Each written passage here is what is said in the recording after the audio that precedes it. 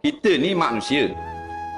Manusia ni tidak akan lari daripada salah, daripada silap, daripada dosa, daripada sejarah hitam.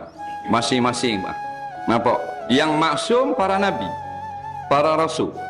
Nampak? Sebab tu kalau kita sedar bahawa kita ni adalah umat ataupun orang yang serba kurang, diri yang penuh dengan kecederaan, tak sempurna, maka Tuhan sayang kita. Nampak? Jangan kita berasa kita ni hebat. Jangan kita berasa kita ni lebih. Waktu Tuhan benci. Hak berasa hebat-hebat dalam belaka tu semua musuh Allah belaka. Tan Sri Korung. Faham? Dia berasa dia lebih. Tuhan beri dia harta banyak. Musuh Allah. Datuk Patinggi Pengaung. Nah. Musuh Allah pasal dia berasa kuasa dia besar. Nah. Jadi kita kena berasa kurang.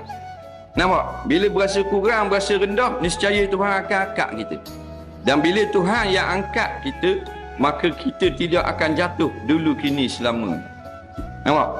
Tapi kalau kita yang angkat diri kita, nampak? Jatuh